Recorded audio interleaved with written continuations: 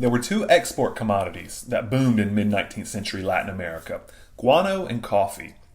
And here I'm going to discuss guano, and next week when we discuss slavery, we'll go into more depth about coffee. And guano is significant here, not only because it's a lucrative export crop, and it's going to help improve the economic situation, particularly in Peru, where the guano boom occurred, but guano was a fertilizer used for world agriculture during the 19th century. And the guano boom begins around 1840 and it goes into the 1870s.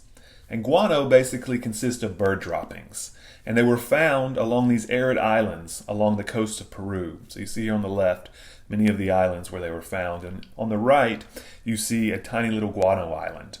And guano island, the guano is basically bird poop. And it proved to be extremely fertile.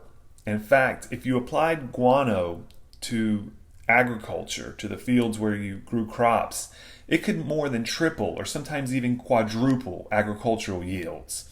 And the reason for this was because it contained so much nitrogen. And humans had always used different forms of organic fertilizer, such as animal manure and ashes, but really nothing worked wonders like guano. Applying it to crops made agriculture much more lucrative. And by the 1840s, it was in high demand throughout Europe, the United States, and Asia. And Peru's guano was so valuable because it contained so much nitrogen, and it just piled up century after century on the coast along Peru. And this had to do with the Humboldt Current. There's a current in the ocean that brought millions of fish to the Peruvian coastline. And this in turn attracted millions of hungry seabirds that ate the fish. And the bird droppings they left on the islands along the coast, they never washed away because this part of Peru along the coast is very arid. It never receives rain. Therefore, the bird poop piled up over the centuries, and sometimes it would reach nearly 150 feet high, as you can see on the island. And the result was the most concentrated natural fertilizer ever applied to agriculture. And this really marked the beginning of a revolution in soil fertility.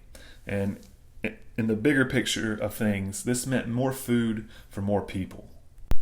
Peru had a monopoly on the extraction and export of guano, and they sold the right to exploit the guano to the highest bidders.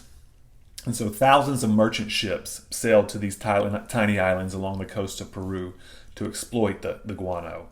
And workers that you see here in this image right here, they loaded the guano onto the ships. And many of these workers came from the highlands of Peru. They were indigenous people, but there were also many Chinese migrant workers. And these were very oppressive working conditions. And a lot of times the workers became captives on the islands. And it was like slave-like conditions for them.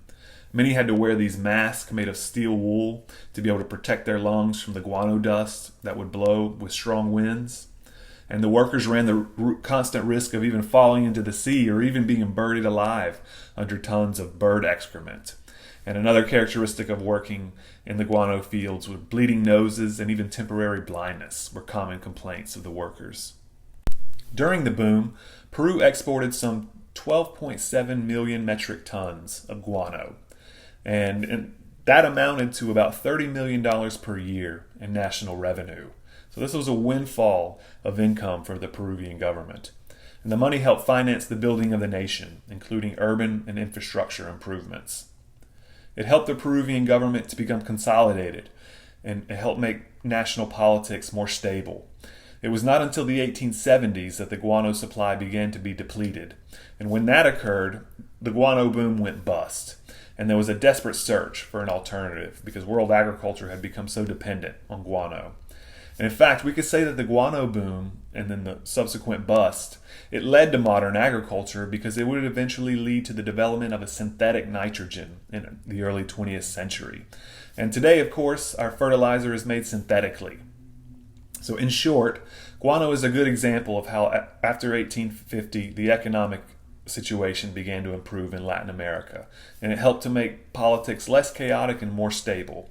And so next week, we'll discuss coffee, and we'll continue discussing different industries in Latin America that helped improve these economies, and we'll talk about bananas as well, and we'll talk about the rubber boom in the Amazonian countries. So guano is the first one we'll discuss, and we'll keep discussing these important commodities in 19th century Latin America.